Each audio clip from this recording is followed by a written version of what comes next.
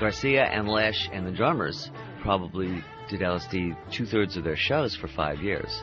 They found it a way to pursue the ideal of a group mind, and frankly experienced it as levels of synchronicity in which they could all together make group decisions musically without verbalizing anything and go places that one would say were really quite impossible. Other bands formed, and a true psychedelic scene emerged in the San Francisco Bay Area. Country Joe and the Fish produced what is often regarded as the best psychedelic studio album from that period. Electric music for the mind and body. This, despite the era's pretty basic recording studios. Country Joe McDonald explains how they got their sound.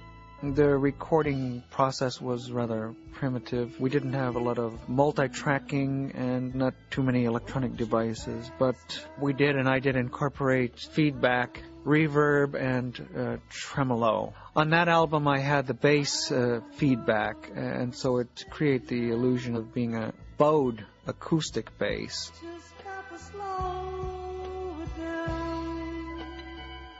Disorientating feedback and tremolo are classic psychedelic sounds, directly referring to the sound distortions often heard whilst under the influence of LSD.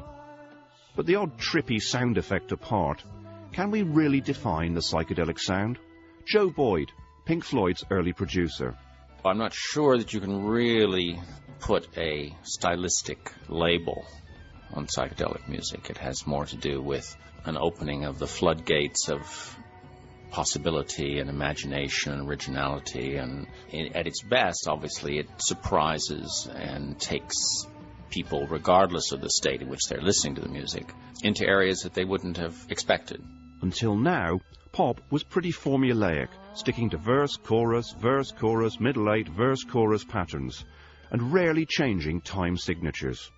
Proper tunes, in other words. Ones you could whistle. None of that modern rubbish. With the new possibilities offered by psychedelic rock, all of that went out the window.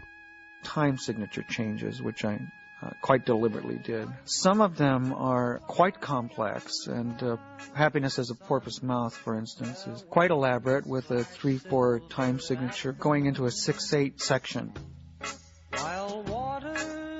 And that took a lot of work with the band to get them to do that arrangement. So it's quite a short piece, 3 minutes long, but it goes through a lot of very complex changes. I dance to the wonder of your feet and sing. As a direct result of the availability of LSD and other psychedelics, a new musical market emerged. People stayed at home, stoned, blissed out, listening to music and setting the fairly low standard for generations of students to come.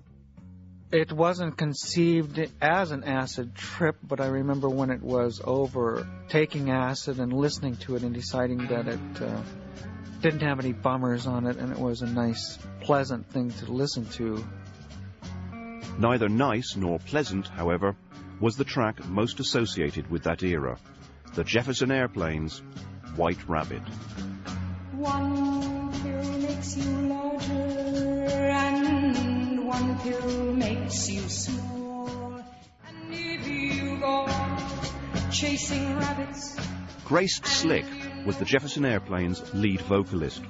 Here she explains the significance of some of the literature that these bands were referencing. By literature, essentially, we mean Alice in Wonderland. What we're told when we're very young is that a chemical of one sort or another is going to let you have a wonderful adventure. Now, Alice in Wonderland, there's Drink Me, makes her literally high.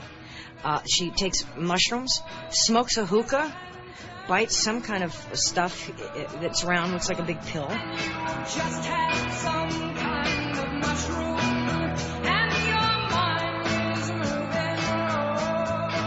moving. Well, that's one interpretation of Alice in Wonderland. Actually, come to think of it, that's the only interpretation of Alice in Wonderland. The Airplane followed up Surrealistic Pillow, from which White Rabbit is taken, with the more sophisticated After Bathing at Baxter's.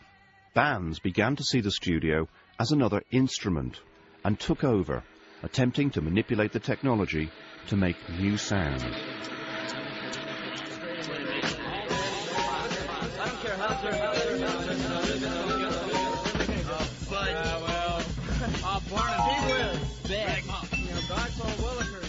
Paul Kantner of Jefferson Airplane.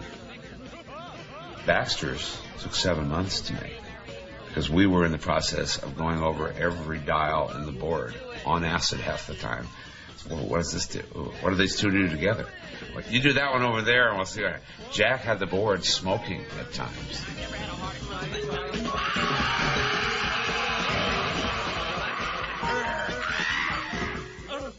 Psychedelics spread quickly along the California coastline to Los Angeles, and eventually, through a process of drugmosis, to a group of music students who would later become known as the Doors.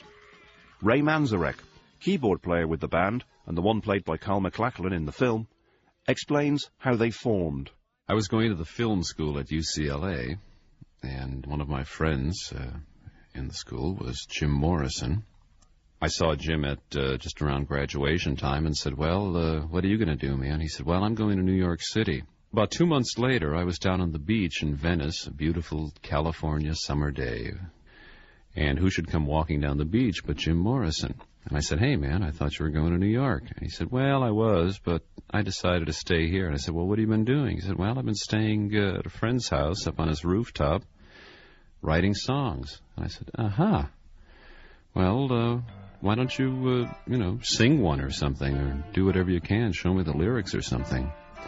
So what he did is he sang Moonlight Drive, and he went, let's swim to the moon, let's climb through the tide, penetrate the evening that the city sleeps to hide. And I said, wow. The first song we played as a group was Moonlight Drive. Let's swim to the moon.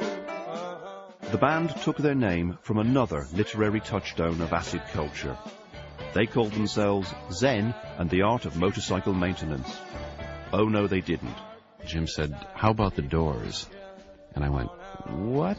Wait a minute, that's the most ridiculous... No, wait a minute, that's the best name I've ever heard for a rock and roll band. The Doors. Like the Doors of Perception. He said, yeah, that's it. Of course, he was wrong. Lothar and the Han People is the best name for a band ever. But the Doors wasn't a bad name. The Doors of Perception, from which they took their name, was a recollection of a mescaline experience written by the author of Brave New World, Aldous Huxley. Huxley had been at the forefront of psychedelic experimentation for many years. Not only is the material universe incomparably larger and stranger than we used to give it any credit for, but the mental universe is also larger and stranger than we give it credit for, that we carry about inside our skulls an extraordinary world, a visionary world, a mystical world, and that the interesting fact about these substances is that they open a door and permit us to explore this world.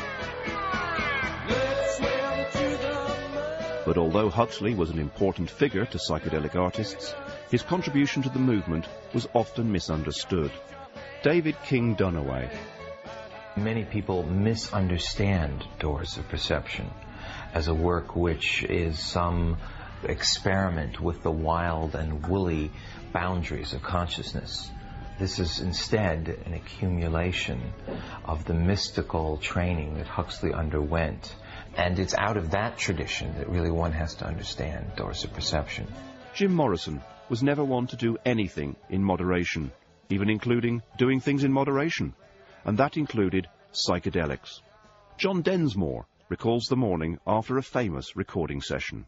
After we recorded Light My Fire, Jim broke back into the studio at 4 in the morning and hosed the place down with a fire extinguisher, harpsichords and all.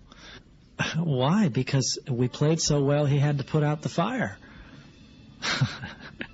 Yeah. He was psychedelicized, I think, that evening.